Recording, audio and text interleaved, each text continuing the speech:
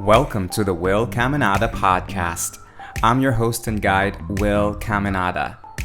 This is a conversation episode where I bring a special guest to share with us their spiritual awakening journey and their expertise so that we can all be inspired, educated, and feel connected as one. Hello, beautiful soul. I'm so glad you're here. I'm grateful and honored that you chose to listen to the Will Caminada Podcast. And today I had the pleasure to talk to Steve Matos, who is a gay man's life coach based in New York. Steve uses his experience and knowledge as a tool in helping and guiding other gay men out of the darkness of self-hate and into the light of self-love. Steve is a beautiful soul, and I can personally relate to his story and the work he's doing. We talked about his background as a religious person trying to be cleansed of his sexuality, how his spiritual path helped him find self-love, and how now he helps fellow gay men to love themselves. We also talked about our favorite Spice Girl. I hope you enjoy the show, and if you do, please hit the subscribe button, leave a comment or review, and share this episode with your friends. Enjoy it. Hello, Steve. Welcome to the podcast. Thanks so much for being here. Thank you so much for having me. It's a pleasure. Right. So before we talk about your work as a gay man's life coach, I'd love for you to share a little bit about your background and your spiritual path. And in your bio, it reads, growing up as a Latino in a Latino household, the idea of being gay was sinful, disgusting, and out of question. He lived for years hating himself and wishing he could be cleansed of his sexuality. I can very much relate to this. Growing up in Brazil is a very sexist culture too. How did you get out of this belief and this loop of self-hate? And what has your spiritual path done for that and helped you in that? Thank you for asking me. Yes, it was difficult growing up. As a teenager, I felt completely insecure. I felt I wasn't good enough and that I wasn't loved and that who I was unacceptable, wrong, and unforgivable. Growing up, I didn't witness a lot of gay people or gay relationships shown in a positive way. It was either in some sort of, the gay people on television were either the butt of the joke or that one special episode in the drama TV series where the kid gets killed. It was always a negative tone around being homosexual.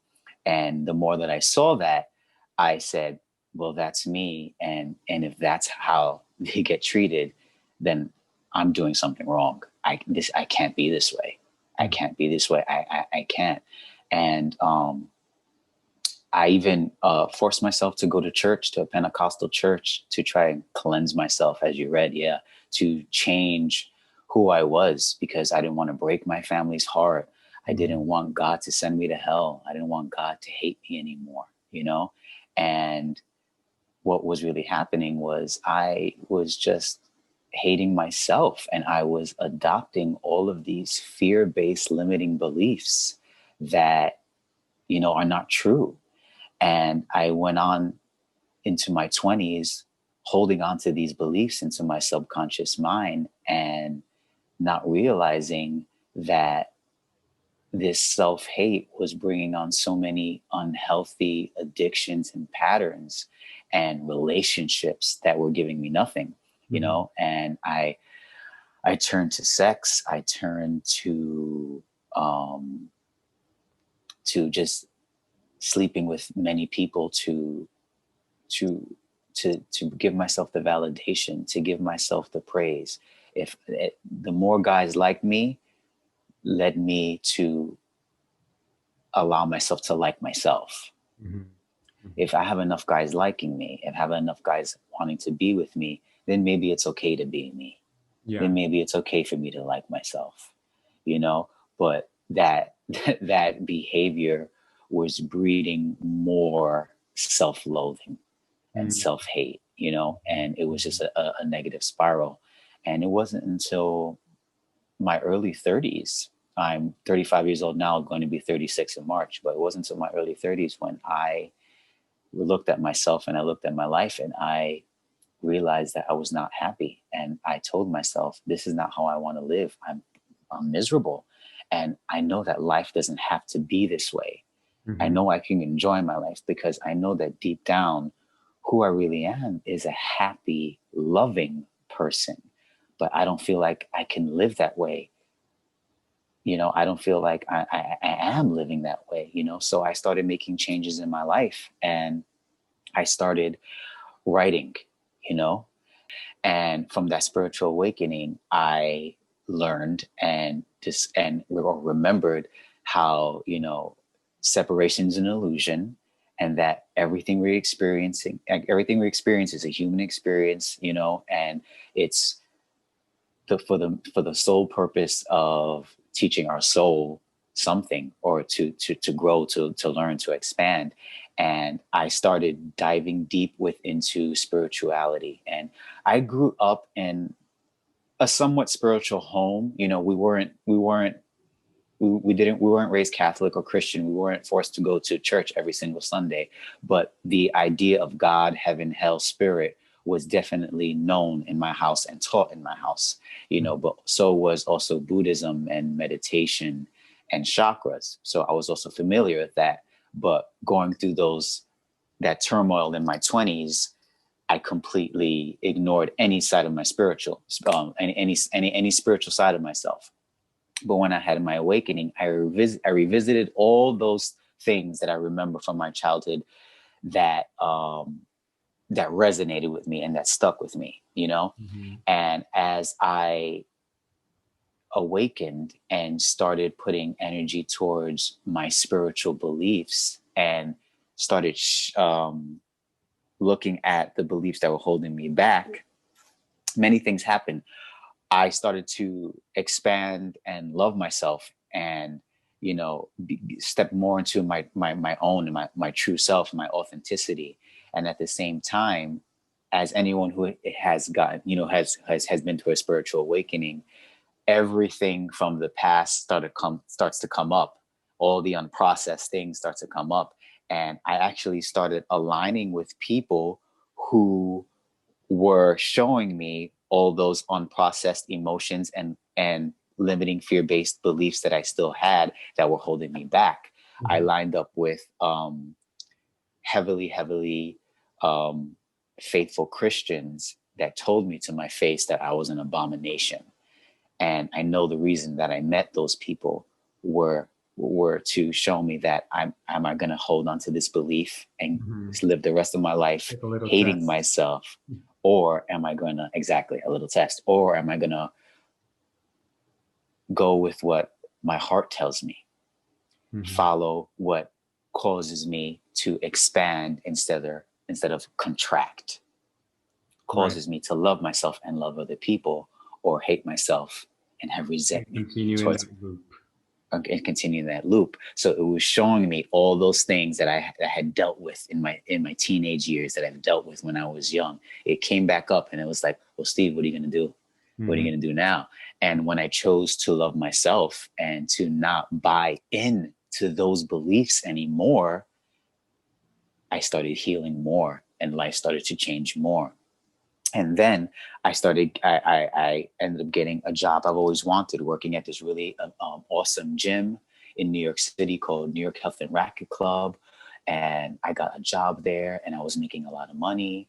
And I ended up meeting my life coach now there. And I was working as a massage therapist there, and she told me, she was like, I'm a life coach and a Reiki master. Have you ever worked with a life coach before? I was like, no, but you know what? About 10 years ago, randomly, I had this one vision of myself being a life coach.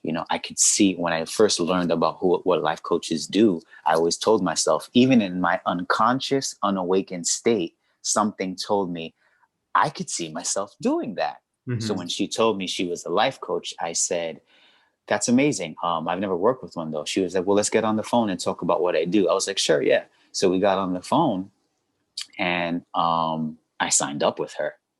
And working with her in those 2 years has done so much to my healing that I'm like forever eternally grateful to her, because we discovered so many of my limiting beliefs surrounding my sexuality that affected all other aspects of my life, with which in relationships that are platonic, romantic, in business, in career, in education, in my Specifically. personal relationship. Yeah. And as I worked with her, I saw so much changed. And as I worked with her, I worked on myself more. I did the work and I chose to love myself. And once that all started reflecting in my outer reality, all the work that I was doing inside started reflecting in my outer reality, and I saw my life changing for the better, meeting better relationships, having, synchronicities, and just manifestation powers just increasing. I um, I decided to, well, actually, let me change that. When the lockdown happened, my life coach said, "Do you want to continue just massaging forever? Or do you want to be the life coach that you thought you could be, that you know that you can be?" She was like, "I think this is the perfect time for you to really put it into gear." And I was like, you know what? You're absolutely right. We're stuck at home, you Mm-hmm. know, um, let's start this life coaching business. And at first I was just promoting my services to anyone who needed them, so I was actually working with women too at one point. Right. And I learned through a business coaching course that I was taking that it's important to have more of a target audience from a business perspective. Yeah. So I looked at my current clientele and I was like, well, 90% of my clientele is gay men. And believe it or not, when I was in my teens and in my 20s, I would have killed to have a gay man or a gay mentor Okay. to look up to. Yeah, I I can would have relate to killed, that. Yeah. you know, Yeah. I I'm would just have gonna pause loved. you for a minute before you start talking about your life coaching. Just wanna Okay. thanks first for sharing your story, and I can relate to a lot of things that you've gone through. I think we have the same generation. I'm 38, so I also like my teenage was like late 90s and early 2000s. So Yeah. I Yeah. can relate to that. And I just wanted to go back a little bit to the point where you mentioned your spiritual awakening. And Yes. similarly, like you, I also had like I would say like my bigger spiritual awakening when I started writing my songs and just writing. And I also had a life coach that changed my life. And she's like my soul sister right now. Um, but here in the podcast, and this is my personal belief too, is that we are always going through a spiritual awakening because we're always Absolutely. expanding. Sometimes we're not conscious of it, but then we start becoming conscious of it and aware of it. Usually there's one moment that we go through that's really painful. Either you lose someone, or you're going through a breakup, or you're just feeling that immense grief, and then we attribute our spiritual awakening to that moment. Or sometimes it's Mm-hmm. just really that insight, and it's a collection of everything that you've gone through that you start realizing. For you, in your spiritual awakening journey, do you think you had like one thing that triggered that awakening, that you started reflecting back in your life and you went, oh? Or was it like a more gradual thing? If there is anything, what would you attribute your awakening to? Great question. I would say it was a gradual thing. I'm not. Oh, actually, it's a mixture of both. To be honest, Mm-hmm. it's a bit of a gradual thing, because I definitely agree. There's like multiple. It's like you unravel yourself. That's what the whole like thing is. Like you just keep on breaking the ceiling to then go to another ceiling, to then go to, it's like multiple Yeah. spiritual awakenings. I definitely agree with that. You know, it's not really about that end journey, but just like more discovering more and more and more and more and more, you know, just unfolding and untying it all. I would definitely say that it has been gradual, but when I turned vegan, when I saw what animals go through, I felt like it was happening to me. Mm. And that was just like a, poof, okay, wait. Like there is no separation. There is literally just unity consciousness, and there's consciousness within everything, either a sentient being and even a freaking piece of rock or a piece of paper. You know, there's consciousness within it all. And when I saw like a vegan documentary, that was also another tipping point to where it really turned me on to like, okay, spirit is just everything and Yeah, you start within becoming more everything. aware of energy in general, right? Yes, I became more aware of energy and how like the uh, uh, energy goes into everything. You know, the energy of what they experience goes into their body, and then the energy of the butchers goes into their body, and then the energy goes into our bodies. You know, so that was definitely like a really big part for me. And then yeah, like I said, you know, gradually there's like many spiritual awakenings, and those happens with like also your emotional breakthroughs, those moments when you have, you know, a shift in your emotional body, a shift within your subconscious. You Mm-hmm. know, The those are opening like of the heart. the opening of the heart, the healing of the chakras, the balancing of them, the alignment of them. You know, those are like definitely little gradual spiritual awakenings that I experience, and I can't wait to keep on experiencing. You know, I say that now, and so I'm like crying in pain because it's so fucking Yeah. hard.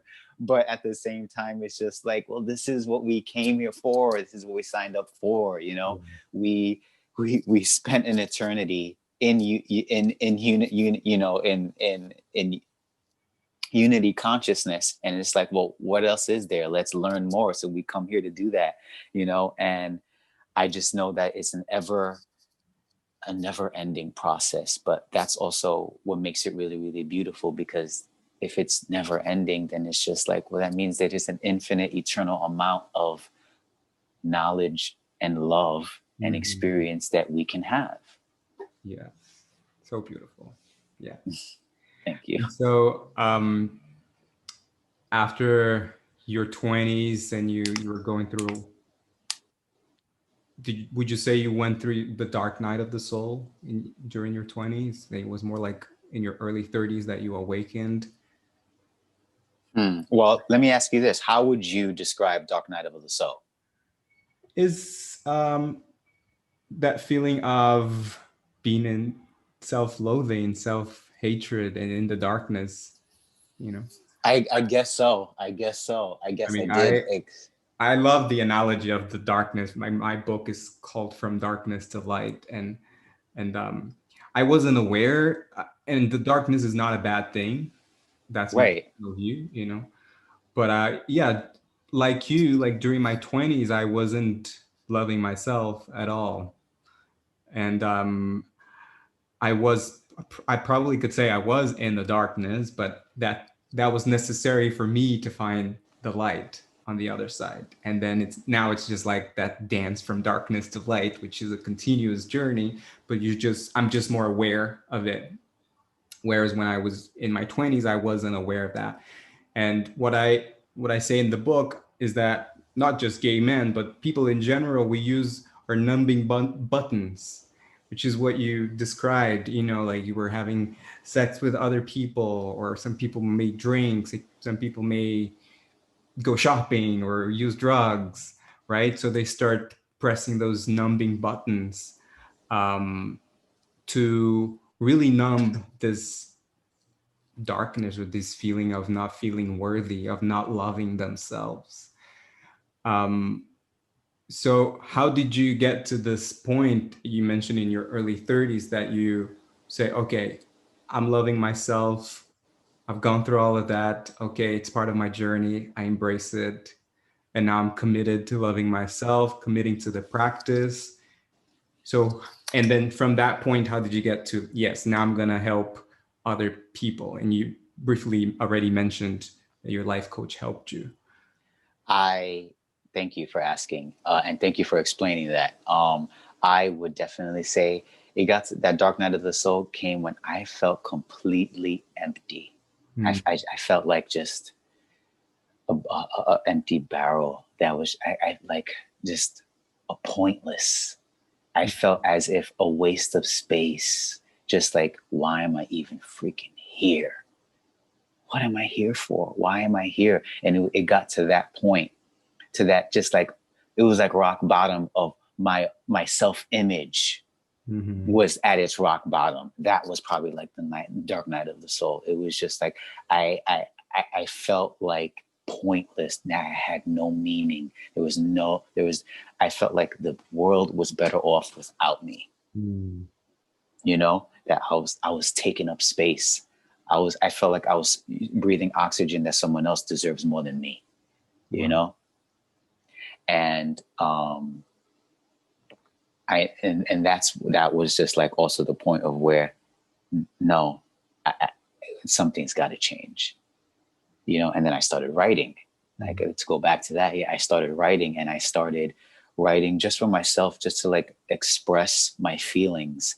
And, when I started noticing that, hey, I kind of have a voice here that sounds, you know, I got some wit, you know, I have this character to it, you know, and there's also like an insight here that's actually kind of profound. I started working for a blog, and I started doing music journalism, and I went into there, you know, and then that led me into, that was more experiences, that was leading more. It was all like just kind of adding up. Life coaching, you know, meeting my life coach, getting into that better job, getting into the internship at the journalism, at the blog, doing that, you know, and discovering more of myself while all of those things were happening at the same time, you know, leading more to more awakenings, you know. And it got to the point of where I was coaching friends and family without even being a coach. Because everything that was happening for me, I just wanted to share all the breakthroughs I was having. I wanted to share all the things that were opening up to me, all the lights that were turning on. You know, I saw myself just like, damn, you know, I feel like I'm a good teacher, or a good guide, or a good leader, just to the people who I care to, you know. And thinking back, you know, I noticed that every, you know, clique I was in, or every group of friends that I was in throughout my whole life, I always felt like the dad, always felt like the mom, always felt very caring, you know.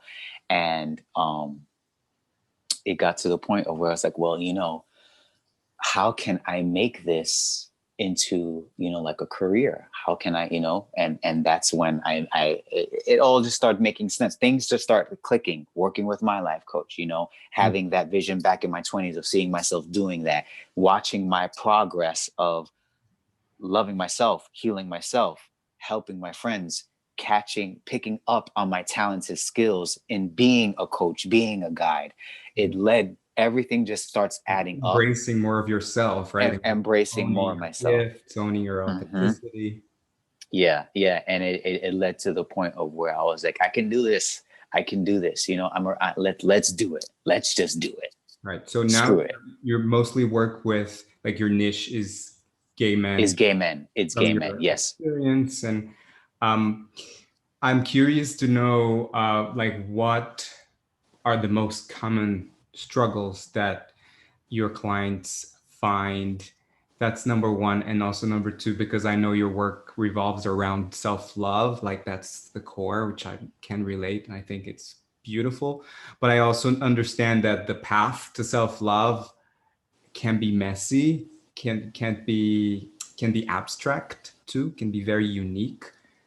So how do you guide your clients to finding that self-love?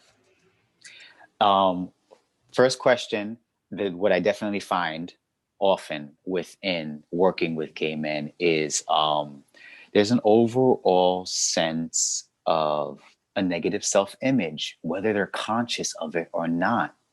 Their beliefs about themselves and their beliefs about, their capabilities into experiencing the life that they truly want, their heart's desires, and low self-confidence, low self-esteem, and how I love to help my clients is by prompting self-learning, by teaching them how to be their own healers, by, asking questions that prompt self-inquiry, by learning self-awareness, because that's everything, man. It's everything. Self-awareness is everything. The more self-aware you are, the more you understand yourself, the more you dive deep within, it helps your relationships with other people. It helps you understand other people. It helps you love yourself more.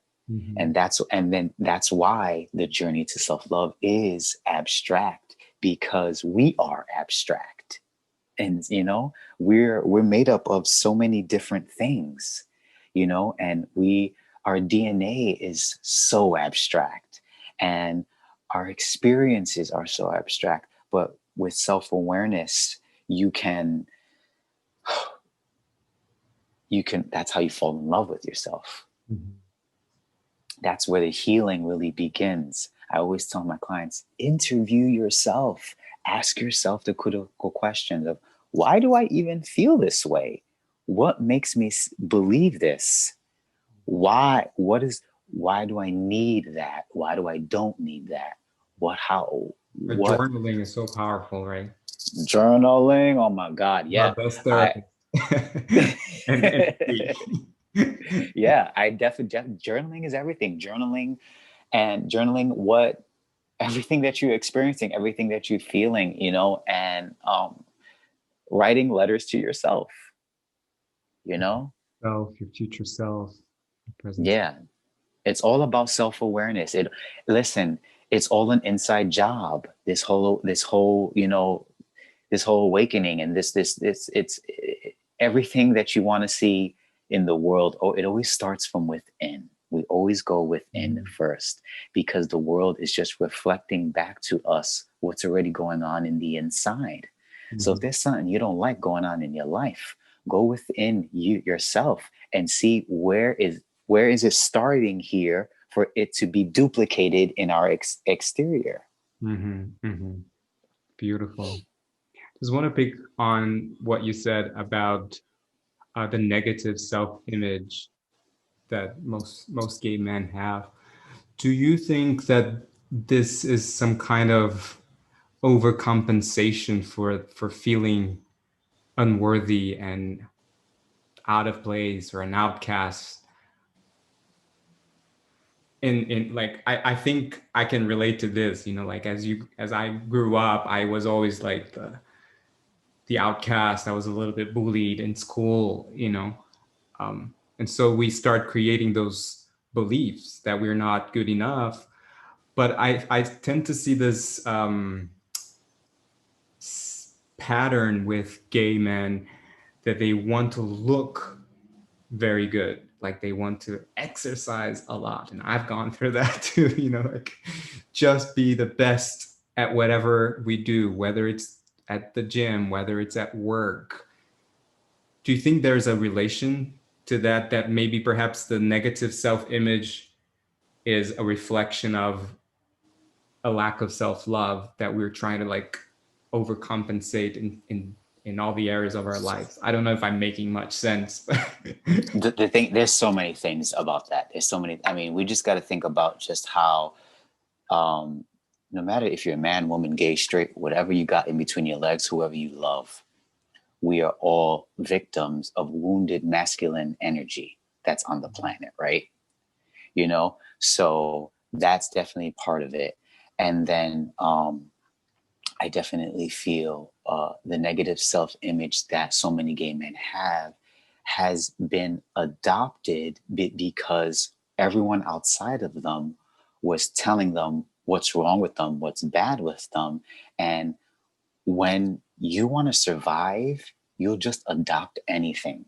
When you want to even just be included, you'll just adopt anything, even if it's against your fucking truth.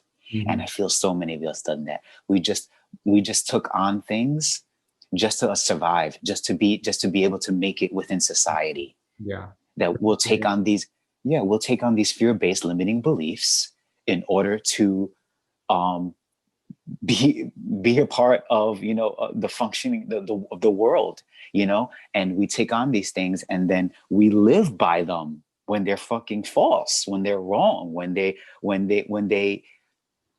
strip us of everything of who we truly are, of self-love, and then it bleeds into everything. It bleeds into our mentality. It bleeds into our relationship with ourselves, our relationship with each other, and it looks like needing to look good all the time, right? But that also needing to look good all the time comes from many different things. It comes from the beliefs we adopted. It comes from the wounded masculine. It also comes from the lifestyle of the gay community back in the 80s when HIV was so rampant. And in order to feel healthy and to show other men that you are healthy and you don't have the disease is by looking really fit and looking healthy. And that was a sign that you're good. That just stayed within the consciousness of the gay collective, that looking good means I'll get somebody. Because if I look good, that means I'm healthy. So that means people will want to be with me, and it just stood that way. And then it just eats us all up, and then it's also within just mainstream society. We are pushed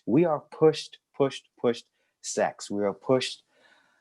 It's funny, they stigmatize sex and they condemn sex, but then they sell you sex. Yeah.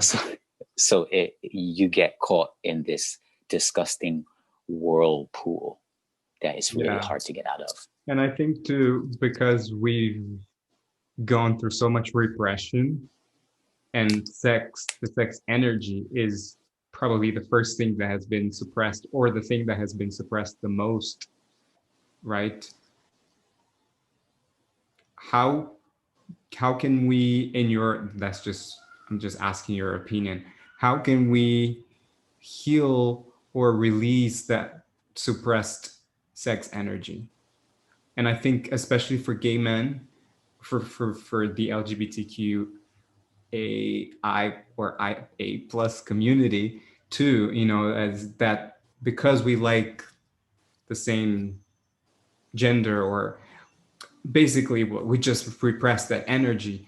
Somehow it's channeled in unhealthy ways, perhaps. In your opinion, how do you think we can heal in terms of energy? How do you think we can heal that suppressed sex energy? Well, I think scary. Right. I think the first thing we could do is just ask yourself, what don't you like about your sexuality? If you do have any, ask yourself honestly, if there's anything about your sexuality or being gay that you could change, what would it be and why? What about gayness bothers you?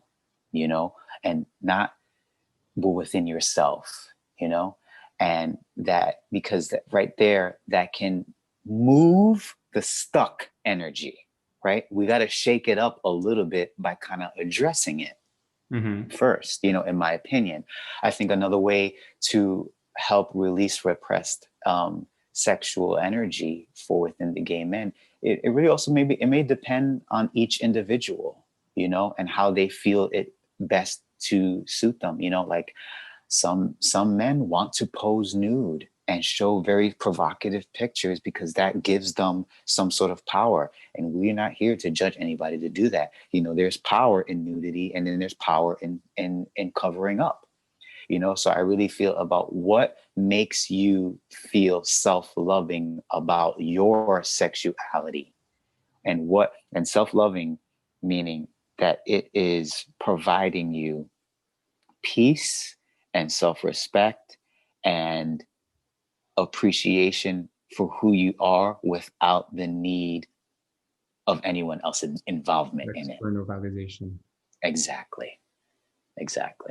That's how I would do it. I mean, so like on my Instagram, I am doing 30 days of self-love, and I haven't decided what day, but definitely one day is going to be my sexuality. That's one reason why I love myself, because that was the one reason why I hated myself, and now it's the one reason why I do. And that sexual energy, to express it more, I think would be to like, well, how can you express your energy in a way that makes you feel good? Mm-hmm. It has to make you feel good. Yeah. It has to open you, and it has to bring your highest excitement. It has to be, something that makes you expand, and if that means, having sex with yourself, then do that. There are dildos there are crystals shaped as dildos, meant for the healing of your lower chakras. Go ahead and do that if you feel like you have to. Yeah. Go ahead and do that. Yeah.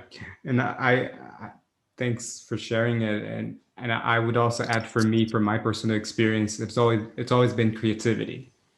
Okay. Because it's the same energy. Mm-hmm. We tend to forget that sexual energy is creation. Creative energy, yes. Creative energy. It's in the sacral chakra. And that's where creativity comes through too. And so we can also channel that sexual energy through creating, through writing, through singing, through making photos. And so that, for me, that in my personal journey, that's something that's helped me too. And I wasn't aware of that, but I was for a long time repressing so much sexual energy that I wouldn't even have sex with anybody for years. But it wasn't that I had a totally blocked creative energy, because I was always creating. So after a while, I looked back and I realized, okay, I was somehow channeling that sexual energy. And I think there's a lot of stigma around sexuality too, because we think the way that society sells us sex is different to what it really is, because it's sacred, right? We are born from sexual energy, right? So it's a sacred energy. And I think that I like that we're talking about this and bringing this up into awareness. It's something that I want to explore more deeply, but at this moment, I think we both share the same idea around it. And I think it's the work that you're doing so important, because we still, even if somehow we don't think that it's wrong anymore, like, okay, I accept myself, I love myself, sometimes there are still like remainders of that self-loathing, or we think that it's wrong, right? So I love that you were talking about like bringing up those self-beliefs, like writing down and trying to understand why, and really digging deep into the self-belief system. Yeah. So the other question that I have for you is, for anybody who might be listening to this, a gay man or even like a gay woman, and they're feeling those struggles. Perhaps they haven't come out yet. And I think coming out is also probably a big thing for you and your clients. What would you say is one of the first practical steps that they can take in order to start at least owning their authenticity, embracing themselves, accepting themselves? And I know it's sometimes a long journey, a little bit shaky, but what would you say, like, it's the first step, if there is one? Oh, I'll talk about my experience. And maybe it'll resonate with other people, and maybe it'll ring true for them. But for me, the first step was being able to just say it in the mirror. Mm-hmm. You're the first person you got to give it. You got to get good with. You're the first person you got to come out to. That's it. Come out to yourself first, my love. Just do that. Come out to yourself first. Fall in love with yourself first. It's always that inside game. You are the first person to receive the love you want to spread out, right? The truth you want to spread out. You're the first person to get everything you give out. Yeah. Come out to yourself first. Saying it in the mirror, being able to be comfortable with just what's going on inside first before you even think about, coming out to other people. Mm-hmm. Become best friends with you. Become your own support. Let yourself, Matt Kahn, he's one of my favorite fucking spiritual leaders. He says, make you the safest person to be around. Mm. The first and most important relationship is with yourself. Absolutely. I don't care who you are. I don't care if you're an alien with 10 eyes. Who cares? It's you. No one is breathing no one breathing the air in your lungs but you. No one is, beating your heart. No one's other body is beating your heart. Your body's beating your heart. It's you are your most important person. Say it to yourself first. Come out to yourself first. That's the first step I would definitely suggest. I remember saying it to myself in my childhood bedroom. I was like 15 or 16, and I looked in the mirror and I said, I'm gay. And I smiled and I laughed and I chuckled. I was like, yeah, I'm not bisexual, whatever. I'm not straight. No, obviously. What was the soundtrack of that scene? What was the soundtrack of that scene? Probably, who freaking knows? Probably some Christina Aguilera, Spice Girls, who knows? One of the songs like that.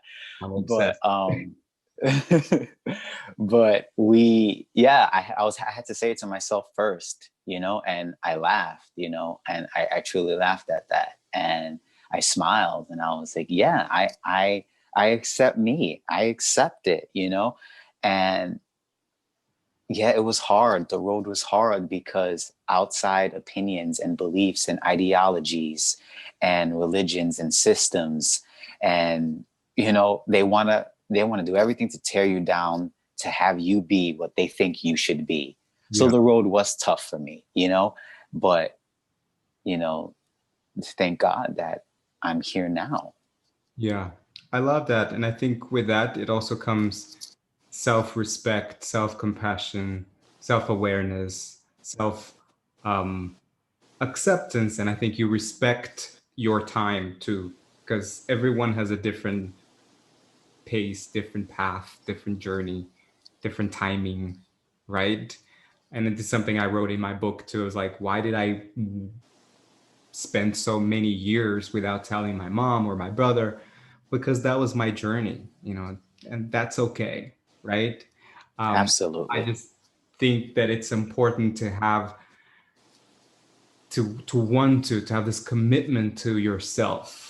So I love what you're saying. It's the first is you. It's the relationship with you, and then I think it's important to find people that support you, and hold space for you, and that's why I feel like the healing modalities are so important, coaching too.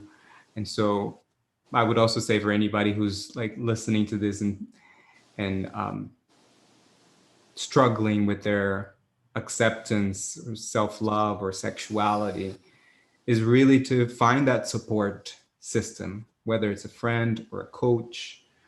And I truly believe, and that's my personal view, that really when you awaken spiritually, I'm biased because that's what we do, but I do think that it helps immensely, because you start doing those little practices, whether it's like 5 minutes meditating or like 5 minutes journaling. It does help. It's just that those 5 minutes a day that will help you find that courage to tell your mom or to come out into the world or to create that thing that you've always wanted to create. And like you mentioned in your journey, once you accept, you aligned with the universe, you meet the right people, the opportunities come through. So You have thank to you. choose you. Sorry? Yeah, I said you have to choose you. Yes, absolutely. Well, I have some final fun and deep questions. I call them. Bring it on. So I suggest that you don't overthink. Usually, like the first thing that comes to your mind is like what your soul is trying to convey. Okay. What is your definition of self-love? Self-acceptance. Good. Continue the sentence. The power of self-acceptance can. Change your life. If you could live as an animal, which one would it be and why? A hybrid between a dolphin and an elephant. A dolphint. Okay? I love I love that. What's your favorite diva? Me. Yeah. So what's your favorite pop star then? Oh yeah, I'm a fighter. Xtina all the way. She was my queen for so You know what? long. I had a feeling. I knew it. Yeah, Yes. yeah. I don't know why. It's just like a telepathic. I thought it was Christina for some reason. Yeah, all that. I thought about her before our interview, and then I thought I think he likes Christina. If he's like, I thought if he's from the same generation as I am, I mean, I love Christina, Britney, Spice Girls. They're all good. And They're all on they're all in my music library. I don't hate any of them. They're all fucking and queens. even to this day, I listen to them. Like, I think there's not a week that goes by that I don't listen to the Spice Girls. Listen, I'll be interested in any of those divas to release a new album. I'll check, Yeah, yeah. Although, I always liked their first two albums more than their latest stuff. Always. Definitely. Yeah, Stripped is a freaking classic. Yeah, yeah. And I think there is a reason why, they strike a chord with the gay community, because the messages and also like the empowerment that they convey. I know, the Spice Girls were always talking about girl power, but it was more than that. It was just like owning yourself, like be who you want to be. Even if you're in a group, you can just wear whatever you want to wear, right? Yes, their individual styles was everything. The fact that it was scary, sporty, ginger, posh, baby. Who was your favorite? Sporty. Okay. Cool. I was a baby fan, man. I was just, my mommy's my best friend. That's me. Love that. All right. So for the final question, it's a hypothetical question too. So let's suppose that we sign contracts before coming to Earth, before coming to Earth 5. And I personally believe we kind of do in a way. And then we choose what we came here to learn as well as to teach. So what do you think this would be for you in this lifetime? Oh my God. Faith and self-love. Yeah. Learn how to have faith and faith in many things. Faith in God, faith in myself, faith in my, my dreams, faith in other people. Mm-hmm. Just the word that's having faith. Yeah. And then self-love. It's a combination of those two. That's definitely what my soul truly came here to learn, because though my toughest times always come down to how I'm going to have faith or how I'm going to show myself love. Mm-hmm. Mm-hmm. All of my tests, all of my lessons are around that. Beautiful. And just one more question I forgot to ask. What do you hope for the future in the gay community? Excellent. I definitely feel that, all right, everybody in the gay community, start working on yourself, start loving yourself, and start healing your wounds within yourself so that we can start connecting with each other within the gay community to then be a real shining example of a healed, unified community for the rest of the world. I really feel like we can be leaders. Beautiful. You know, I really feel like we could be leaders. I really feel like we're an example of like the future of humanity. And I feel like we all possess this this special, I don't know, say special, everybody's special, but like we have this perspective of holding masculine and feminine energy in a way that can transcend humanism. I love that. Yeah, and the world needs more people to shine their light and their colors. Yes, rainbow all day. How can people connect with you if they're interested in connecting with you in social medias and also through your work? Yes. So I have a website, stevematos.com. They can definitely check out more information about me on there. They can look at my Calendly, where they can book a free clarity call with me so I can see if I can be of any help to you as your life coach. You can also follow me on Instagram at just Steve Matos, all one word. I do a lot of content surrounding self-love and awareness. And I'm also on Facebook as well. And if you see me in the street, say what's up. Beautiful. I will add links to your website and social media on the show's notes as Thank you usual. very much.